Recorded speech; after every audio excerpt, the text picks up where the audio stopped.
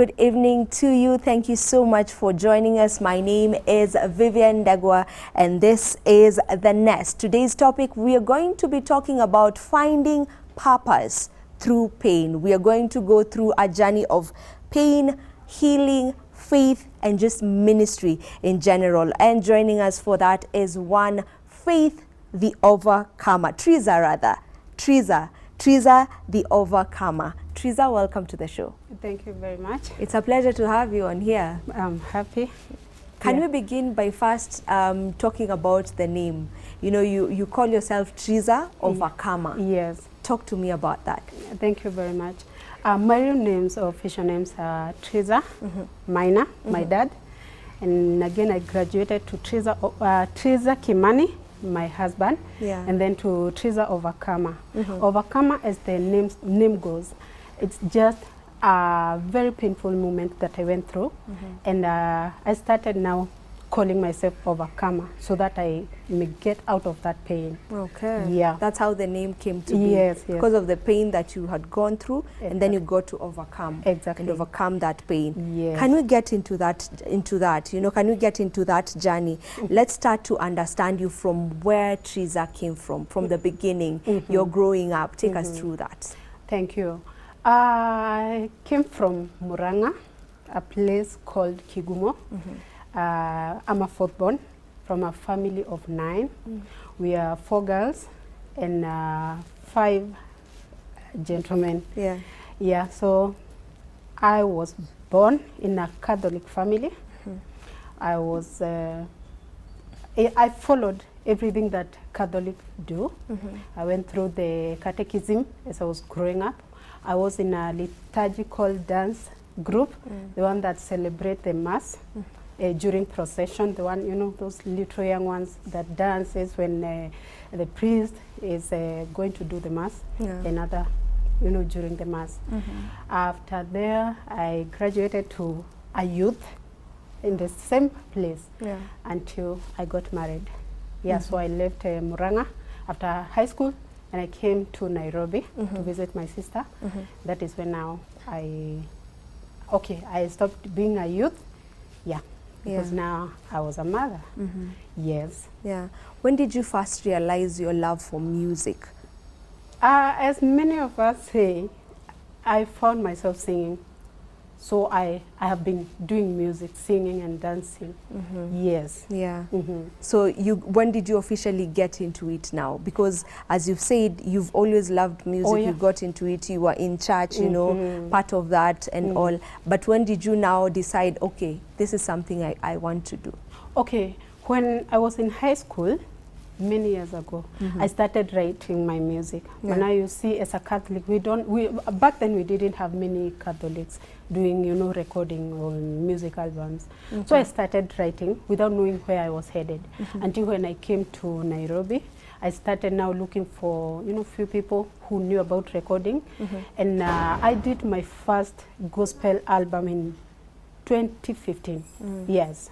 That is when now I started now doing it as a ministry. Okay. Yes. I would love for you to take us through your spiritual journey, because I understand, as you've mentioned, you grew up as a Catholic, right? But then you got to a point where you switched, and you started worshiping at PCEA. Yes. Can you kindly take us through that transition? What was happening at the time? What made you transition? Okay, when I got married, my husband was non-Catholic.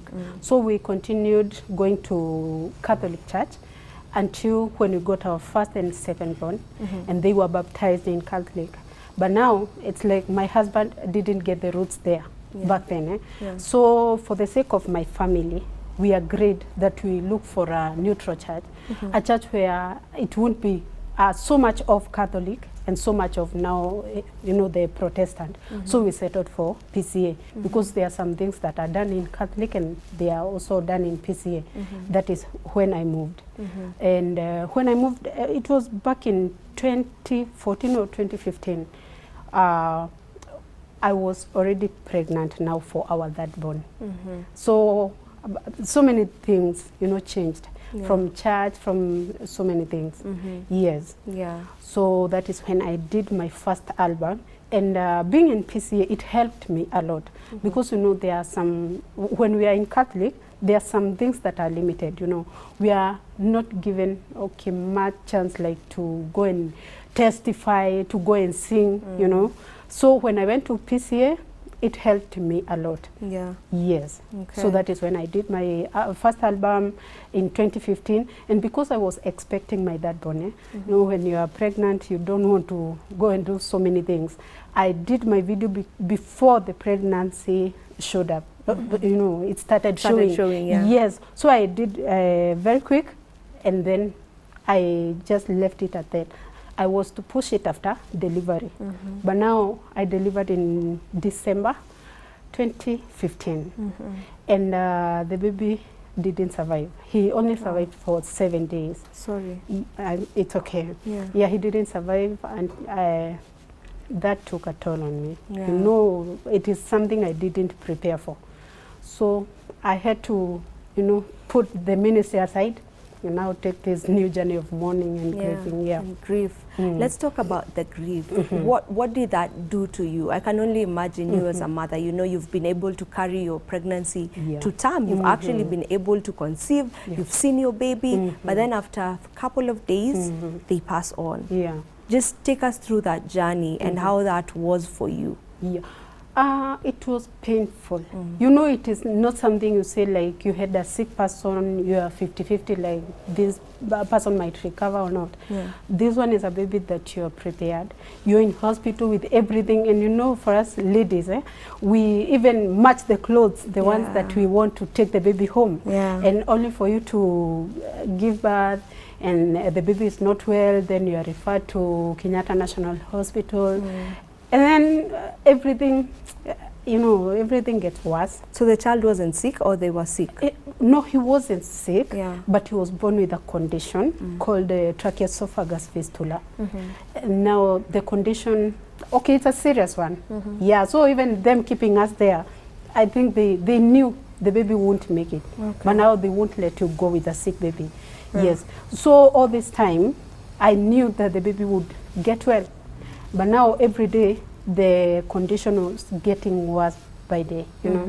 So when we lost him that morning, it is when now things got from, I don't know from worse where we got to, because it was even more than worse. Because we are not prepared. And again, you see, I have 2 children. I'm not used to leaving the hospital with no child. So this one was different. Now going home, I'm prepared. I have other children, and they are waiting for their brother. You know, now everything was chaotic. You don't know what to tell them. You also are not prepared. So I go home, I'm trying to convince them. And it's only then now you start applying your faith and telling God now to take over. Because you are not ready for this journey.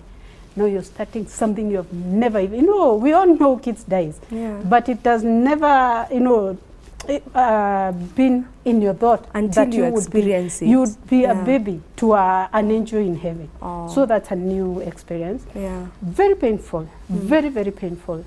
But I thank God I mourned for some time until, that was in December. He passed on December 15th.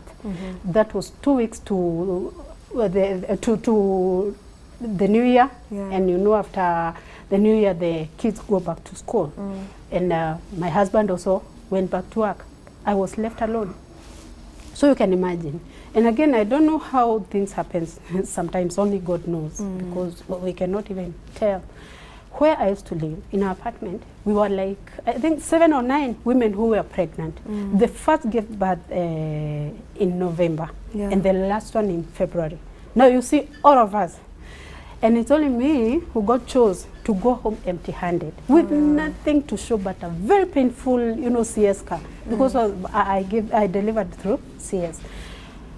So every time I could get out, you know, at the balcony, at the front, and I see the crowds. You know, like right now, all the women, most of the ones that are giving birth, it's like they are in season. The clothes, the baby shows, the baby rompers and everything. It's like they are in season. So you can imagine what they had is what I had. Yeah. And most of the children that were born during this moment were boys. I think there were only 2 girls, others were boys, and mine was a boy. So the clothes that they had are the same clothes that I had, the baby shows and everything, you know. Yeah. So myself getting out, you know, because now I've been in the house for all this moment. I go out and I find people hanging their clothes, and it reminded me, wow, I don't have a child and I'm not pregnant, you know. Then I go back feeling so low. Then I go to the back, and then when I'm just there basking, I feel some drops from now the you know, the air, yes. And then I feel I smell that, you know, familiar smell of Star Soft. And then I know I have mine in the house. And then I could feel bitter. And I could ask God, you mean God? You know, in Swahili, Mungu. Uliangalia kwa wote ukaona mimi tu ndio nafaa kukuja tu bila mtoto. Uliangalia ukaona huku tu mimi ndio sifai kuanika nguo. You know, but now you say something bad about God, he will never answer you. So you keep asking him, but you won't get any answer. And it's only then now I started saying, it's okay. Because I remember when I left that child hospital, we didn't bury him. I couldn't take it, you know, like taking a dead child and showing the siblings who are waiting for him, and then only for them to receive a dead body. I didn't. And again, I didn't have that courage, you know. So I started now accepting, but it was hard. Did that affect your relationship with God, seeing that you are a gospel minister, right? You were doing, you know, gospel music already. So, and then this happens. Of course, you're asking, why me? You know, God, why me? Did this affect your relationship with God? Okay, what really happened, I have walked with God. I had walked with God earlier. But now this time, I start ask myself, what did I go wrong? Where did I go wrong? What did I do? Could it be God is punishing me? So instead of now starting asking God so many questions or even blaming him, the bitterness ended after I kept on asking why he chose me and he's not answering me. So I started now asking him to lead me. And because I had high hopes that that child would make it, and I would leave the hospital with a great testimony, you know, having a child. He went to theater at only 1 week, and then he, you know, he recovers. That is the only testimony I was waiting for. So when he didn't make it, I told God, I believe in you and I trust in you. And God, I know, that was just to console myself. You know?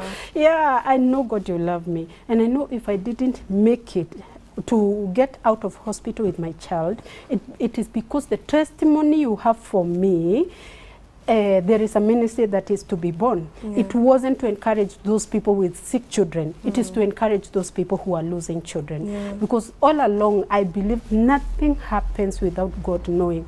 So I started now seeing myself as somebody who God is going to use to encourage other people. So a time came when I now accepted that it has happened, and I knew nothing happens without you know, God's plan and reason and purpose. And even, you know, we are just from celebrating Mother's Day, and you know, I know there are mothers who, when it gets to that day, sometimes it's traumatizing because they don't have the kids, you know, who are present, you know, and everyone is talking about how they are grateful to become mothers. There are children who are just celebrating their mothers for being mothers. You know, it's a beautiful day, but it's not a beautiful day for everyone. Sometimes we get to forget that. There are mothers who are in waiting. They've been praying for a child over and over, but they don't get this child. There are mothers who, as you say, they have angels. You know, they are not children that they can see physically. They died, you know, maybe during conception, or they just died at some point. What would you say to that mother? They could be watching us right now and they're in so much pain. What's your word to them? You can just speak directly to them. That's the camera. What I'm going to tell you as a mother with an angel in heaven, you are looking forward to carry your baby, or even, you know, even older children are dying. What I'm going to tell you, I won't tell you it's well, because there is nothing well about losing a child. It is not well, and it's not going to be well. But the grace of God is sufficient to you, and He's going to give you the grace to live a day at a time. It is not easy, but just know that God loves you so much, and there is nothing that happens without Him knowing. Whatever happened, your child is safe and in safe hands, and we will meet them, you know, that one day. Please let God carry you through. It is so hard, but please allow God to carry you through this pain. It's gonna be easier, but it's not going to. It never goes away. We just learn to live with it. But the grace of God is sufficient to you. You're gonna be well. That's really nice. Now, I want us to understand how you got to come to the other side, how you got to overcome, just as your name suggests, how you got to overcome that. Because first of all, you need to accept. So how did that acceptance look like for you, where you decided, okay, this has happened, I have accepted, you know, and now how do I move on from there? How was that like for you? Thank you. Accepting is one thing. Moving on is another thing. So you may accept and you remain there. So by accepting and moving on, that was another hard task, another very difficult moment, because now this is another life you are not expecting. You don't know where to start, you know. So I started now accepting when God could not answer me, and when God could not let me know why He chose me. I started accepting and knowing that everything happened for a reason. But now moving on, it took the hand of God. And there is a way God connects you with people. There is a way God prepares you for a journey. He knows. So I remember after 1 month when the kids went back to school, my husband went back to work. Now I'm all alone with my younger sister. I'm not eating. I don't, you know, there is nothing that is making sense during this moment. So I, you know, randomly, I called, and I thank God, because I think it is God. Not I think, okay, let me say I'm sure, because the way things started unfolding, there must have been someone. During this morning time, I didn't want anybody to tell me rest in peace, you know, for my child.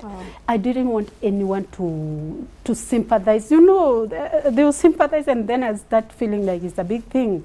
I told them I don't want to see anybody showing me, you know, is it sympathy? So after the kids have gone to school and my husband went back to work, I remember I started now searching for people who have, I didn't even go for therapy. So many people encouraged me and even connected me to therapists. But I said I don't want to go to a therapist who is only going to tell me what they have learned. I want somebody who is telling me, yes, out of their personal experience.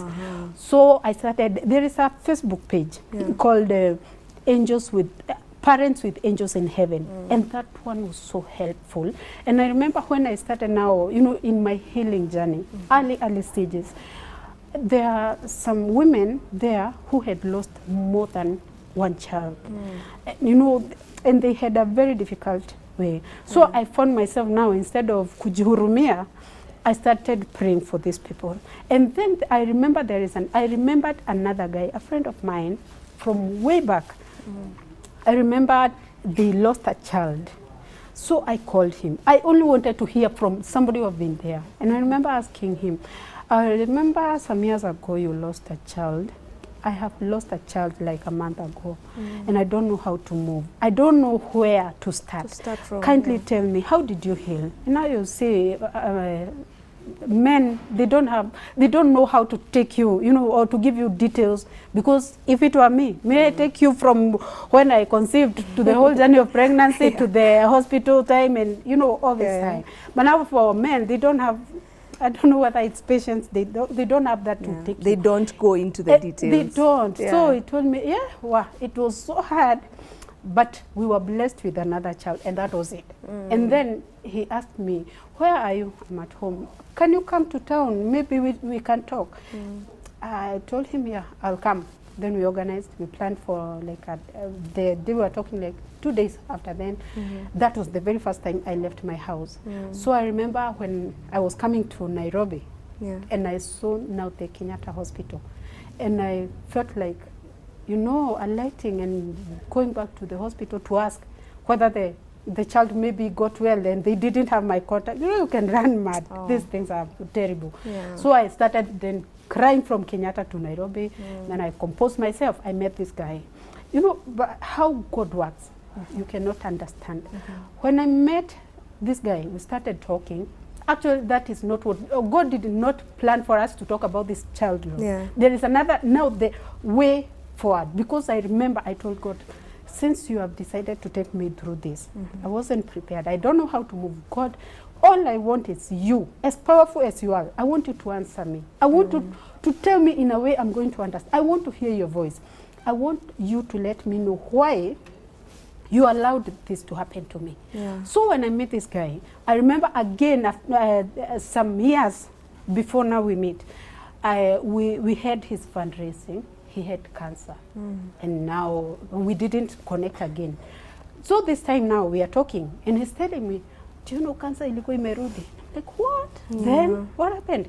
And he told me he went to prayer house.